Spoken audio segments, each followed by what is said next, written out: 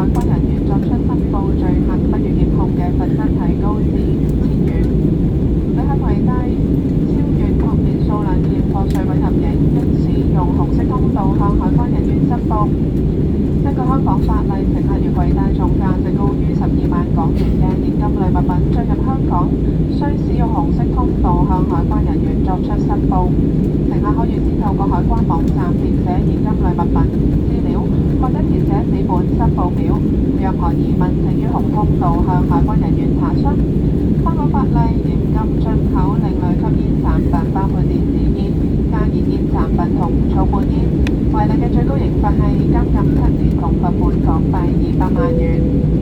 另外，如果你最近去過受猴痘影響地方，抵港後出現發燒、皮疹同淋巴結腫大，應盡快求醫。